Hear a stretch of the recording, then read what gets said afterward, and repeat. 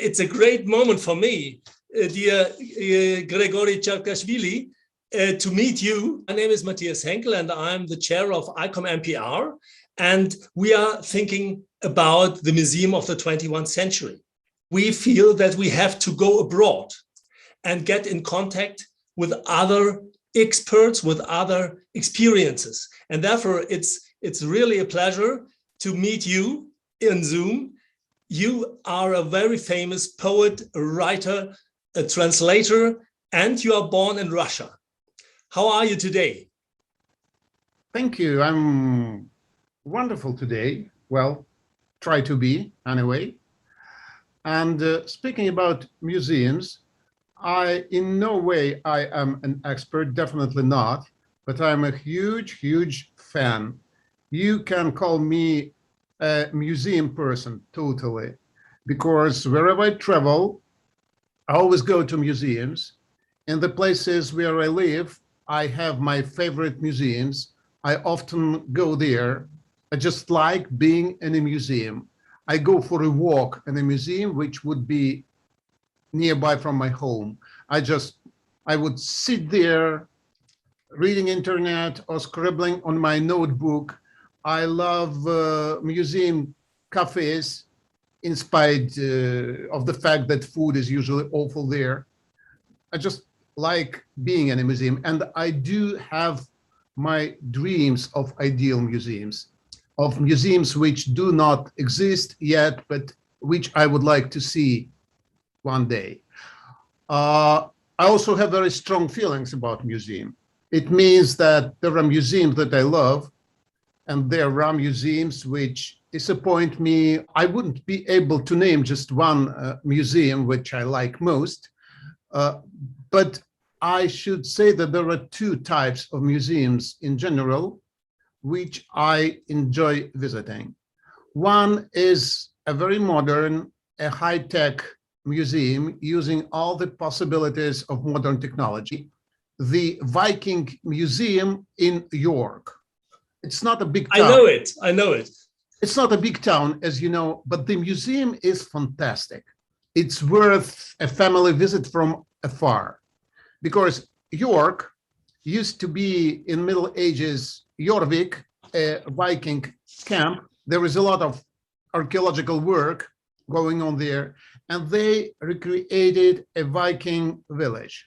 So you get in an open cabin and you start traveling in a dark space with halls getting lighten up one after another, and you see street scenes, you see animatronic figures, you hear sounds, you feel smells. You are totally like an invisible traveler in time. It's really incredible. Another example, an opposite example, is, well, you know, these private museums built not by technology, but by love. I was once at a conference in Normandy. I didn't know what to do with my free time, so I looked up, as usual, what kind of museums do they have around. And I went just by chance to a museum with a very dull name, World War II Museum. And it was totally fantastic. There was a boy who was 12 years old in 1944, at the times of D-Day. He saw all this fighting at the beaches, and it was the biggest impression of his life. He started collecting militaria, not only uniforms and weapons. He was buying military trucks, tanks, anything, restoring them, painting them. Now he is gone, but and the museum is run by his son. I spoke to him. He said, how strange it was to grow up on a farm where the yard was all covered with, you know, military kitchens, panzer, parts of airplanes. Now it is a huge museum, very well kept, with life-size figures. There is a street there which is a recreation of a street in occupied France. You can walk it, you can look in the windows.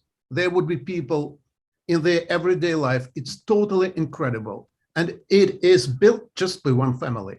Or there is another similar museum in Loire Valley, which is called Maurice Dufresne Museum. He was just a village blacksmith who was collecting all his life things that he was interested in. It is huge, and it has the imprint of this man, now gone, but he's still there. And you walk hours. There are old cars, old bicycles, old baby cradles, I don't know, butterflies all of a sudden. Then once he bought a collection of, wax heads of the criminals who were beheaded in 19th century with a story of each of them. And it is sinister, it is incredible, it's scary, it's fascinating, everything a museum should be like. Do you use museums as sources for your stories? When I need to describe a location in, say, in a town somewhere, the first thing I look for is whether there is a museum of town history there. And I go there definitely.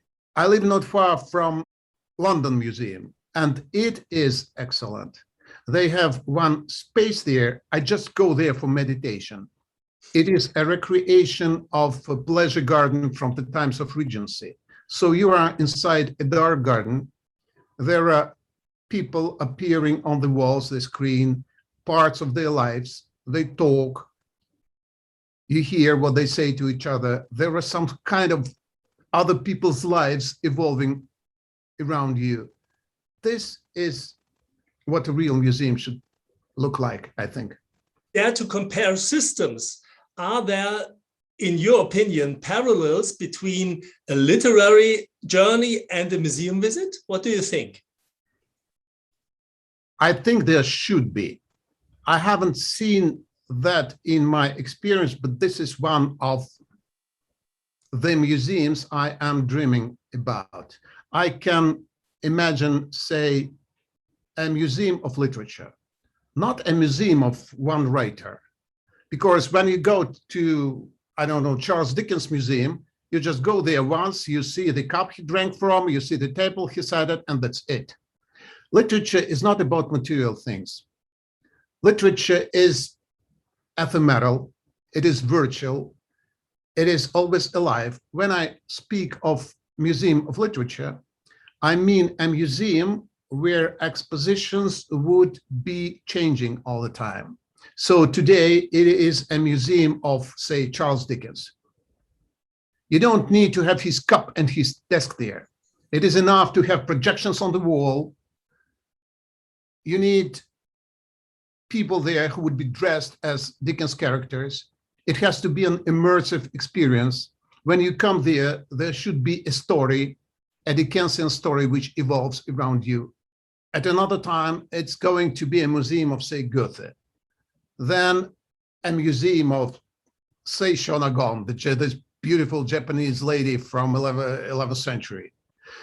I can easily imagine a Conan Doyle experience where you would really get inside Conan Doyle world, because literature has to be alive. It cannot be a monument. It cannot be fixed. It has to be moving. Or I can think of a museum of, say, history of cuisine. You go there and at one time you attend a Roman feast. You eat their dishes, you hear their music, you are dressed like them. At another time, you are in medieval Florence, working with all your emotions and sensations and feelings, this sort of thing. This is an ideal museum for me, a museum of the future. And of course, I'm very much interested in the idea of online museum as well. I think the pandemic made it very clear that the future of the museum is a hybrid thing. We need the analog, we need the aura of the originals, but we also need to translate the museum into the digital space. Yeah, but in my opinion, it wouldn't be enough. It have to be personalized. Like, I've seen a lot of what they are doing now in this area, and nothing of this seems to me interesting enough. It has to be so fascinating that a person would be ready to pay for a ticket to get there. So it has to be a very personal experience, an adventure. You yourself get in there, it is immersive, it is interactive, you can move, you can touch things, there should be a plot, a story. Just, again, speaking about Sherlock Holmes, just imagine getting into a Sherlock Holmes museum and what can happen to you there. What choices can you make? You can find objects, you can see it, so you learn, you are entertained, and you are fascinated. That's the formula. I think it's a wonderful master plan. You should become a curator at a museum. Oh, I'm a curator of my books. That's more than enough for me. What do you think should be the purpose of museums for the whole society? Well, in my opinion, museums should be the most interesting places in the world. So a real temple to muses, to creativity. For me, a museum, first of all, is about memory of talented people who lived on this planet and who are gone, and still they stay. So their life makes sense. It was not in vain. So this is what museums mean for me. It is about life after death sort of thing. Well, for me, museums are definitely about past, because in order to get into a museum, you need basically, well, to die first. This is a precondition, and I see nothing sinister in it. In fact, I think it's very reassuring, like I said. Life goes on, and what goes on is the most valuable, the most precious part of life. So I think that we are worth something if we treasure what happened before us. So museums is about this for me. Well, speaking about future, this function of museum is because they should be a major attraction for kids, for future generation. They should motivate them. They should move them in a direction that would probably become the center of their lives. Because this is the age when, well, everything is, well, determined for the rest of your life. I became interested in history because I grew up in a museum. My father worked in the Museum of Alexander Pushkin in Moscow. So I spent my childhood touching things that belonged to Pushkin. I was not interested so much in Pushkin himself, but in all those, swords, pistols, this side of things. So for me, for the rest of my life, it became something very, I don't know, familiar, cozy, good to live in. Well, you see what my study looks like. A museum of your own, let's say. Yeah, this is my study where I work, because I write history novels. It has to be something like this. I very much hope that we meet once again in real life. Yes, definitely, without social distancing. Bye-bye, and thank you very much. Thank you very much. Thank you. Bye-bye.